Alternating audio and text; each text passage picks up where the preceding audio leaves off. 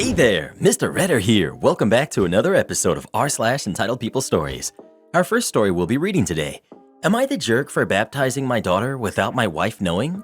After that, am I the jerk for refusing to tell my wife to stop putting notes in my lunch? And after that, don't leave the clearance section until you finish tidying it. Now for every thumbs up this video gets, one Karen has to repent her sins. But Reddit boy, that would take hours. So please smash that like button and subscribe and turn on notifications for new stories from Reddit every single day. Am I the jerk for baptizing my daughter without my wife knowing? I used to be a preacher for 10 years. Then I met my wife, who's an atheist. So I stepped down from my role because my marriage and relationship to her would not have been accepted well by the community. Soon after that, we got married, not in a church, and had a daughter. Then a year later, we had our son. Then 3 years ago, we had another daughter. We didn't baptize any of them because my wife was strongly against it. I would have liked to have baptized them, but we decided not to. I still went to church every Sunday. My wife never went, and the kids went whenever they wanted to go. My oldest likes going, so she went more. My son only went a couple of times a year, and the little one just started being interested. Our oldest, who's 8, got very sick a few months ago. We've been doing the treatments, and then I brought up to my wife that I would like to baptize her. I have faith that my daughter will get better, but I wanted to baptize her anyway. My wife strongly disagreed. I said, let's ask our daughter and she can decide. My wife said absolutely not. She's just a kid and will maybe make the wrong decision. I told her that she's 8 and she knows what baptism is about, so she can easily choose what she wants to do. My wife said no. I asked my daughter anyway, and she said she wants to do it. I took my daughter to church where she was baptized. Later, she told my wife, who flipped out and yelled at me, saying that I've indoctrinated her. I told her that I did what our daughter wanted to do. Wife called me a jerk, said I broke my vows to her, and that I set up our daughter to believe in empty words, referring to my beliefs. Am I the jerk? Strap in. This is gonna be a wild ride. You're the jerk. You're a monster and a horrible excuse for a father. I hope she leaves you and keeps them away from you and your outdated beliefs. I want to know why she even married you in the first place. You're the jerk. How could you not be when you completely disrespected and vetoed your wife and her decisions? This type of thing is 2 yeses equals yes and 1 no equals no, and the answer you received was no. Also, don't use the "she's 8 and can decide for herself" line. When I was 8, I thought I was going to be the president of the US one day, shaking my head. You're the jerk. When you married your wife, you left the church and promised not to force your beliefs on them. Then you baptized your kid? Even though you asked, you still broke your promise to your wife. If she was 18 and an adult, that's one thing, but an 8-year-old probably only wanted to make you happy. Don't make the same mistake with your other 2 kids. Of course you're the jerk. You went and did something behind your wife's back which she feels strongly about. Your daughter at 8 years old is not capable of fully understanding what she's potentially committing to. Don't be surprised now if divorce is on the cards. You have betrayed your wife's trust in a very big way. Even if she doesn't divorce, it's going to take you a long time to earn that trust back. What a stupid and impulsive thing to do. You're the jerk times 1,000. If my husband ever tried to pull a move like this, I'd leave him in a heartbeat.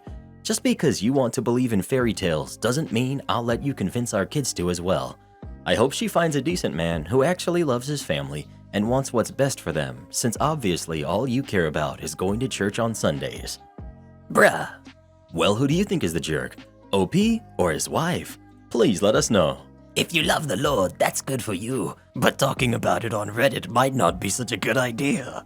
Am I the jerk for refusing to tell my wife to stop putting notes in my lunch? Okay, so my wife, who's 27, has a habit of putting notes, affirmations, in my lunch when she packs it. She's been doing it for a year now. It started when I suffered from some issues surrounding employment, and I appreciate it a lot because it gives me strength and renews my energy for the rest of the day. So anyway, my coworkers know about it and sometimes would tease me about this by calling me a 4th or 5th grader and calling my wife Granny. Just teasing, nothing unusual for them. It happens at lunch where most of the guys in the department sit together. A coworker of mine, Jimmy, is the newest employee in our company. He lost his wife a few months ago, and he's sort of a placate dude in general. However, he started sitting with us during lunch break after the guys insisted. I sit and eat my food after I look at the note my wife left, then rinse and repeat. Till a few days ago, one of the coworkers pulled me aside and we began talking, then the note thing was brought up. He told me that Jimmy has been enjoying sitting with us during lunch break, but couldn't help but feel uncomfortable with the notes I keep pulling out of my package every day. He then went on to tell me that the dude lost his wife, and seeing me getting notes from mine hit a nerve because it reminded him of his late wife. I felt puzzled. I asked, "Okay, what am I supposed to do about it?" He told me to consider telling my wife to stop putting those notes and maybe find some other way to do it instead of bringing them to work and having Jimmy look at them. I wasn't sure of what to say, but I told him it was ridiculous. He reminded me that Jimmy sent him to me with this message, thinking it would give me more space to react, and then told me I literally lose nothing by having some consideration for the poor guy, and be as less insensitive as I can. I told him off and said that it's not my fault Jimmy is struggling with grief, and it's not like I even know him that well to be accommodating him to this extent. He said that I was being cruel and selfish and got the others to witness the argument and shame me for my stance, but I refused to do it and went back to work on my project. Things have been tense at my workplace, and some of the guys I'm close with say that I should be more empathetic and try not to make Jimmy uncomfortable after they went through a lot to get him to sit with them on lunch break. Not the jerk at all. Your marriage and the way your wife expresses her love is your business. It's unfortunate about Jimmy, but that's a massive boundary he crossed. Are you all never allowed to mention your wives again? How long is this supposed to last? I feel sorry for him, but it's out of order to expect your wife to stop the notes. Hey OP, just a suggestion. I put notes in my husband's lunchbox. I do little drawings with a pun on a post-it. He reads them whenever during the day because he doesn't have a set lunch and sometimes doesn't even get a lunch. Depending on where you keep your lunch, maybe you could read it before lunch. What is this? Went through heck to get Jimmy to sit with them BS. Are you working at kindergarten? Because it sounds like your coworkers, Jimmy included, are very immature for not only teasing you about the notes and overstepping a boundary, but also sending an envoy instead of going straight to you himself. Jimmy will just have to learn to deal with the fact that other people have spouses instead of acting as if he's the victim because of it. Hard, not the jerk. Unless you're reading the note aloud, not the jerk. Odds are that Jimmy only knew what the notes were because of the jealous coworkers who tease you about it. I would talk to Jimmy directly and find out if he even made the request in the first place.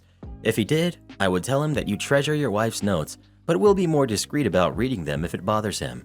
If he didn't, the jerk coworkers need to have a conversation with HR about trying to put you and Jimmy against each other.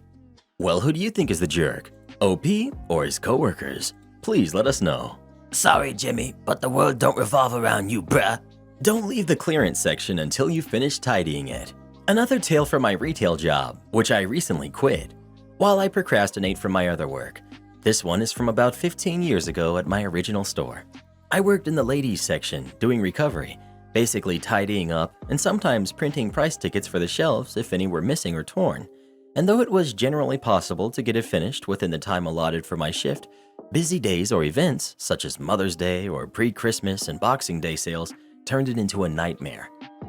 As if the usual holiday shopping mess wasn't bad enough, the department manager, Stacy, had in all her infinite wisdom decided to put all of the ladies' wear clearance into this section at once. They actually did it for all the clothes departments, but most of them only had a small amount, so you could easily fit it all in the normal clearance racks. However, the ladies' department had ended up with 10 times as much clearance as usual for this time of year, because whoever decides what clothes we'll sell made bad choices, and we ended up with mountains of horrid outfits marked down to $1, even though most people wouldn't wear it if you paid them $50. Usually they would keep most of the excess stock out in the back and just have a few racks of it in the section, and as the stuff in the section sold and the racks got empty, they'd be replenished from more stock from out the back. For some reason, Stacy decided she wanted all the ladies' wear clearance to be available to customers at once, even though it didn't physically fit on the racks. Not to be deterred by stupid little things like logic and reason, she moved the regular stock from the main middle aisle of the section into other aisles, causing those to be overfull, and ordered the full staff to put the clearance all along the middle aisle. When I say the clothes were literally bulging off the shelf arms, I'm not exaggerating. You could barely even walk down the aisle without the first 4 to 5 things on each arm falling off. And of course, if a customer wanted to look at anything further back on the shelf, they'd knock most of the other stuff off in the process. So there was constantly a several-inch layer of clothes lying on the floor. This made it literally impossible to actually recover the clearance section properly. But generally, recovery staff were told to prioritize doing a little pickup every hour or so and make sure there was no stock on the floor and spend the rest of the time going through and recovering the section, making sure everything was in the right place and in the correct size order. So, I had a shift on Boxing Day, and I'd heard from the pre-shift huddle that one of the big regional managers was coming in to visit and inspect the store at closing time, and that we needed to make sure the store was perfect. Not sure how that was meant to happen on Boxing Day, and with half the number of staff we needed, but whatever. When I started my shift, 90% of the clearance clothing was on the floor. For most of the aisle, you couldn't even see the floor. I knew that there was no way I'd be able to keep the floor clean in the clearance section because my shift ended at the same time the store closed. Anything I tidied up would immediately become destroyed by customers. So I decided I would focus on getting the rest of the section presentable and then quickly try to pick up the clearance section in the last 10 to 15 minutes of the shift before the store shut down. At the start of my shift, I did a half-attempted pickup and clearance and tried to shove most of the mess to the side a bit so that it would at least not be right in the middle of the aisle, and then went to start the rest of the section only to be confronted by Stacy. Stacy: "What are you doing? Have you seen clearance? Why aren't you fixing it? It's all over the floor." Me: "Yeah, because you put too much stock in there. I picked it up, but it falls off again because the shelves are too full and customers just knock it down as soon as I fix it anyway." Stacy: "Well, are you planning to do anything about it?" Me: "Right now, I can't do anything about it. There are so many customers in the aisle, I can hardly get in there anyway. And since I can't keep clearance tidy with customers in the store, I figured I'd get the rest of ladies' wear tidied and then pick up clearance at the end." Stacy: "Not good enough. You need to make sure clearance is off the floor and sorted properly. You know Bob, regional manager, is due for a visit this evening." Me: "I understand that, but like I said, it's literally impossible to recover clearance because of how much stock is in there and how many customers there are. If I can at least do the rest of the area first, then it will only be clearance that looks a bit rough, and I can at least make sure everything is off the floor at the end of the shift." Stacy: "You don't get to decide what you prioritize. You need to make sure clearance is perfect. I know no one likes clearance, but you need to stop making excuses to get out of doing it. So don't leave the clearance section until you finish tidying it." Me: "Okay." 5 minutes before my shift ends and the store closes, the regional manager, Bob, shows up and is escorted around the store by the store manager, Mark, and Stacy. They stop in front of ladies' wear, and Stacy just breathes. "What on earth?" You see, I had finished tidying clearance, but the shelves were still overfull, none of the stock was on the floor in that aisle, and everything was in the right size, order, and hanging neatly. The clearance section was my magnum opus of recovery, if I do say so myself. However, the rest of ladies' wear department had not been touched. Since I couldn't finish tidying clearance until the store was pretty much closed, and I wasn't allowed to leave clearance until I did finish it, it meant that the rest of the department looked like a bomb had hit it, with stock all over the floor, clothes draped over the shelves instead of hung up properly, broken coat hangers everywhere, and abandoned shopping baskets and piles of stock from other departments left lying around in the aisles. Bob and Stacy looked like they were about to lose it on me. But Mark, who knew I was generally a good worker, asked why the department was in such poor condition given that I was meant to have been recovering it for 3 hours. I explained. Stacy told me I wasn't allowed to leave the clearance section until I'd finished tidying it, but there's so much overstock and so many customers pulling things apart that most of the stock won't stay on the shelves. And one of those moments of perfect cosmic timing, right as I said that, one of the shelf arms behind me gave way with a loud crash, sending an entire rack of clothes to the floor. Mark just stared at me silently for a few seconds and then said to me, "Well, you've done well under the circumstances. You can go home." I'm not sure if Stacy got into any trouble, but nothing else was said about it to me by the store manager, and I never got any warnings or disciplinary action or anything. The following shift, more rails had been brought out from the back and placed in the central aisle of the store, and some of the clearance had been moved to those rails to free up space in ladies' wear. Stacy refused to talk to me for about a fortnight, though. Am I the jerk for going skydiving without my best friend on her birthday? So a couple of months back, I asked my best friend, we'll call her Lucy, what she really wanted to do for her 18th birthday if she could do anything. She said she really wanted to go skydiving with me and our other friend, Rachel. Normally, I wouldn't spend that kind of money on anyone's birthday, but Lucy has had a rough year. She recently lost her mom. So I scheduled and paid for the three of us to go skydiving on Lucy's birthday, which is on Saturday, way back at the beginning of March. It cost several $100s, not to mention that I had a whole day planned. We'd get coffee, go skydiving. I'd take Lucy out for dinner at her favorite restaurant, and then we'd end the night at a hotel downtown. Rachel pitched in to pay for the dinner and the hotel. I made sure that Lucy knew about these plans literally 2 months in advance so that she could get the day off work, and she assured me that she had months ago. I've been annoying her for 2 months, texting her periodically just to check that she still had that day off and remembered not to make any plans. Well, flash forward to this morning, and guess what? A guy that she has a crush on at work asked her to switch shifts with him, and she just couldn't say no. At first, I thought she was joking. She's like, "Can't you just reschedule for another day? Have you already paid?" I tell her of course I've already paid, and it's not refundable this close to the actual date, and that Rachel and I had already booked a room for the hotel as well. She's like, "Well, I'm sure if you just called, you could get a refund." So I pull up the email from the skydiving company that literally says appointments are non-refundable. She's like, "So what are we going to do?" I'm like, "Well, I know what Rachel and I will be doing.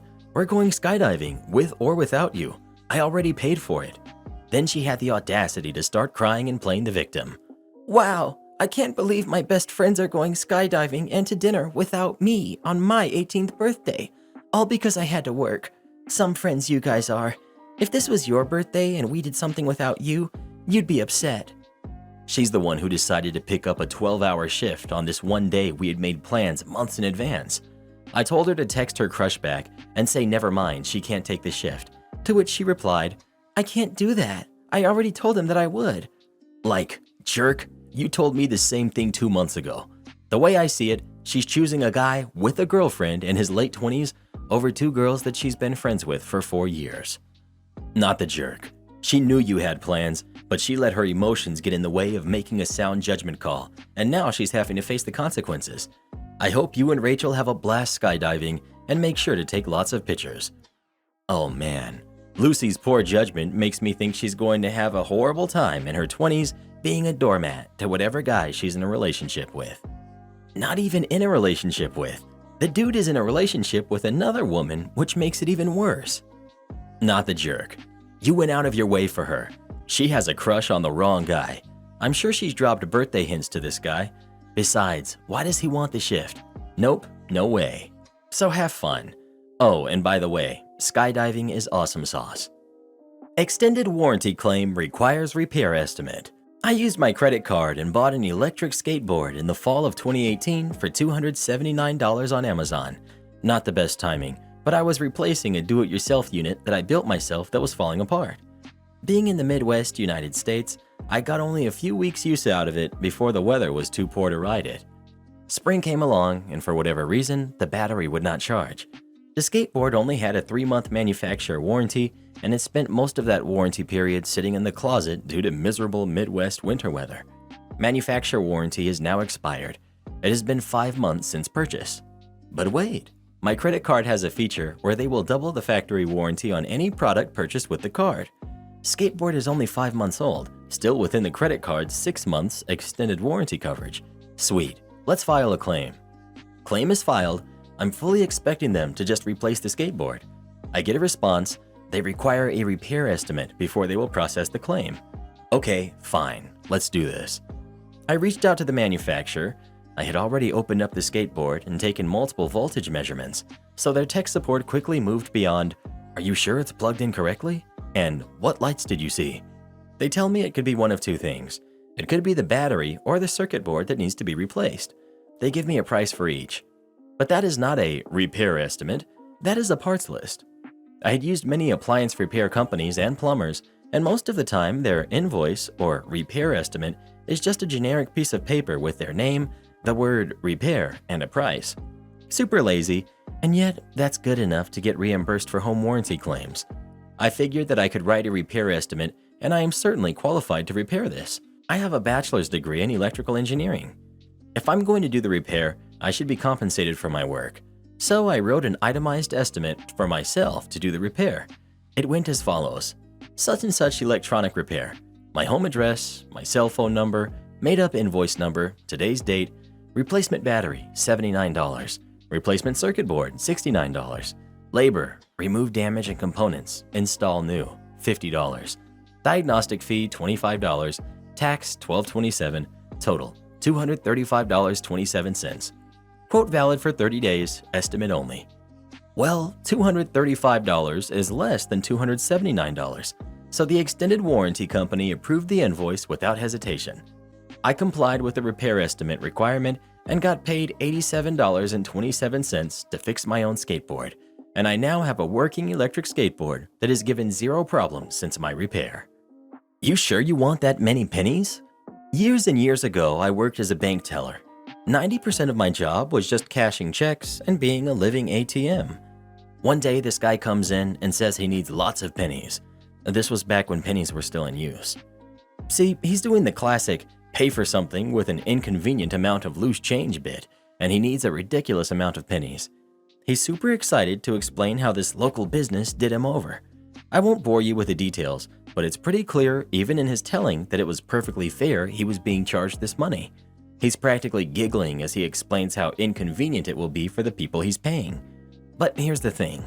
Maybe this works down in the States, but in Canada, there's a very reasonable limit on how much you can pay with change. The payee is allowed to reject any loose change payment over a certain amount.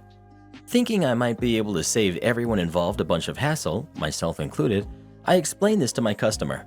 The guy isn't having it. Just keep saying pennies are money, so he's allowed to do it, and I better give him his pennies.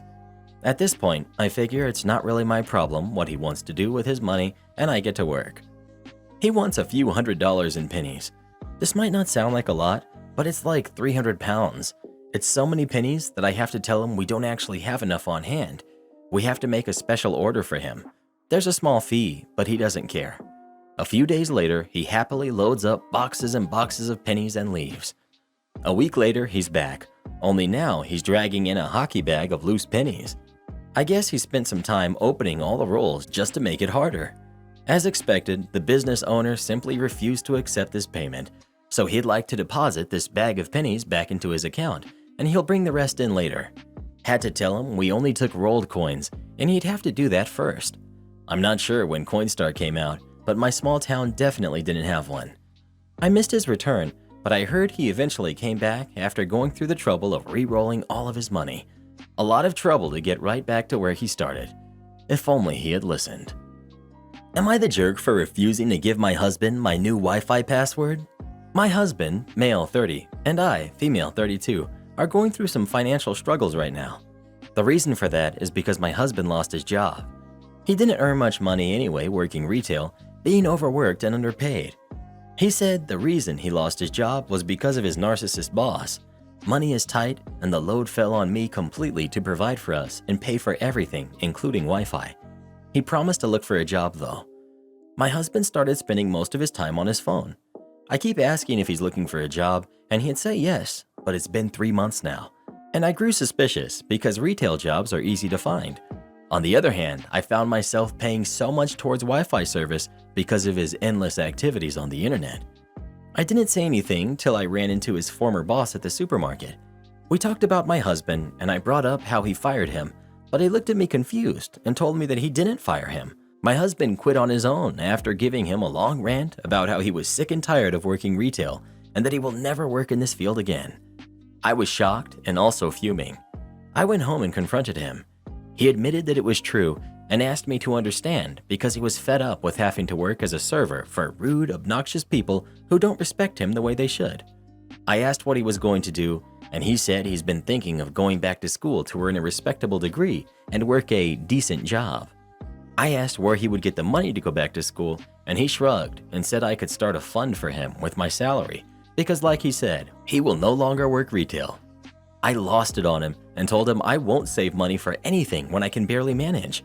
Oh, and by the way, I told him I was losing so much money on Wi-Fi service, and so I changed the password, prohibiting him from using the internet again until he starts helping me pay for it. He got mad and shouted about how I was robbing him of his rights to use the internet. But I stated that the internet is a privilege, not a right. But he called me selfish and unsupportive. I left for work later, and he kept calling me, telling me to give up the password, but I kept refusing. Not the jerk. But what a crappy marriage. Are you sure you want to be married to an entitled, lying man you have resorted to treating like a toddler? Not the jerk. Whatever he's been doing for the last 3 months isn't job searching, unless he's looking at jobs he's underqualified for, given he's disdainful of retail, especially if it's using enough internet to become a financial drain. He's lied about his last job with his boss and how he parted from it, and only admitted to lying when you confronted him with the truth. This is the time to reevaluate the relationship, knowing what you do now, and whether you think it's worth taking a chance on your husband or not. OP, leave. Do you guys have kids? Is there something major you risk losing if you leave him? Because this is a big red flag. He quit his job without telling you and lied to you for 3 months, telling you his narcissist boss fired him. And during the 3 months, he never once told you about his plan to never work retail again and for you to support him. He planned to live off of you and lied to you and wouldn't even have told you he's not looking for jobs if you didn't find his boss. Are we sure he's not the narcissist? I beg you to leave. I know, Reddit always suggests divorce, blah blah blah, but like, some of y'all legit need it. Am I the jerk for leaving my half-brother's graduation dinner early? I have 2 older and 1 younger half-siblings. My older siblings are 27 female and 26 male, Jake, and my younger brother is 17, Denny. When Jake was 2, my dad and my stepmom got divorced, then my dad and my mom started dating and I was born. My dad and mom broke up, and then my dad got back together with my stepmother. My dad was never having an affair. He was divorced before he and my mom started dating, and my mom and dad were broken up before my dad got back with my stepmother. Growing up, my siblings were closer to each other than me, which upset me. I switched houses every other week, so maybe this was expected. It was especially bad when my stepmom's family would visit us. I didn't tell anyone until just before I went to college. After I told my dad how I felt, I didn't see my siblings for over a year, just my dad. Eventually, I was convinced to give the family thing another chance, mostly due to Jake coming to see me and saying things would change. Danny graduated high school last week. My stepmom and dad had a family party for him at the house. I saved to go half on a present for him with Jake. We got him a PS5 and gift cards for games. I was on edge because my stepmom's family was going to be there too. At the dinner, Denny gave a speech where he thanked everyone except me. He thanked his parents, sister and brother, and named them just so it was clear. Grandparents and even aunts and uncles. He left the speech on the table after he read it, so I checked to see if he had just accidentally skipped over my name, which he didn't. He wrote and edited the speech and didn't include me. I was upset, so I left. I didn't say goodbye, and no one noticed me leaving. 2 hours after I left, Jake texted me asking where I was, said he wanted to give Denny our gift. I told him I had left, but to go ahead and give it to Denny without me. Jake called me to ask why I had left, and I told him. Then I went to hang out with my roommates and left my phone in my room. When I went back to my room, I had a bunch of missed calls from Jake, my dad, and Denny, and messages from them, including an apology from Denny. Apparently, after Jake pointed out my absence, it ruined the mood at the party, and it ended shortly after because everyone was concerned about contacting me. I don't know what that means though, because I had been gone for over 2 hours. We talked the next day, it didn't go well. My dad is mad I left. I'm still upset with Denny, who couldn't give reason for his speech, and now I'm only speaking to Jake. My girlfriend, who they also called trying to get me, and my friends have said I was wrong for leaving and ruining the party, and that by doing so, I made it about me. My girlfriend said that I turned Denny's graduation party into something about my feelings and that I should have made an excuse to leave, or just sucked it up for a couple more hours and then dealt with it later. You didn't make a big scene, you quietly left. I would have left too. You don't just forget a sibling, not the jerk. Just remember, family isn't blood, it's who you love and who loves you back. This can be blood family or close friends, but who you call family is up to you. Sounds like it's time for you to reevaluate who your family is. I'm so sorry your relatives suck. This. But also, if Jake had said nothing, then no one would have noticed. I like how no one is upset with Jake.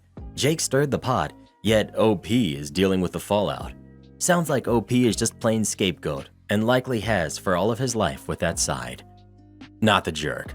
Also, it took 2 hours for them to even notice, so they can get out of here with the "you ruined the party" BS. It might be worth doing therapy with your dad though. He clearly doesn't see or understand how you feel. Nope, not the jerk. It was an intentional omission. He knew what he was doing. Everyone can be mad at you if they want, but you probably had the right idea the first time when you stopped communicating with your siblings. Note, only the one sibling promised you things would change. He was the one who contacted you when you left. Are his siblings actually on board with integrating you into the family? Because they haven't shown that in their actions. Karen tells me I need to stop mowing my lawn. To set the scene, I live in a relatively quiet neighborhood, and all of our neighbors take great pride in keeping their lawns and the appearance of their houses. So it's common to hear lawnmowers, weed whackers, saws, etc. On Saturday afternoon, I decided that I would mow our front and back lawns for my parents as they were preparing dinner, and I thought it would be a nice thing to do. I had already finished mowing our backyard, which took about 15 to 20 minutes, and had moved on to our front yard. When I walked into the front yard, I did notice my elderly neighbor, she's like 97, sitting outside with her daughter. While in the middle of mowing the front lawn, the daughter comes up to me and said something. I couldn't hear her because the mower was running, so I turned it off and asked her to repeat herself. She then says, "I don't know if you noticed, young lady, but we are trying to sit and enjoy our Saturday afternoon, and you are disrupting us with your mowing." I apologized, and I thought that was the end of the ordeal, so I started the mower back up. The daughter starts yelling at me that I have zero respect for the elderly or my neighbors. I told her I would be done in 10 minutes, but she just wanted me to stop and come back and finish in 2 hours. 2 hours. I once again told her that I would finish mowing now, as I only had half of the lawn left, and she blew up once again. I then told her, "Me mowing for another 10 minutes will not hurt, and you can go back inside or just wait for me to be done. I never complain when you mow yours at 7 in the morning. Now please, get off of our lawn." I thought I was polite, but when I told my parents about it, they yelled and are upset because now they think that the neighbors will talk poorly about me and our family.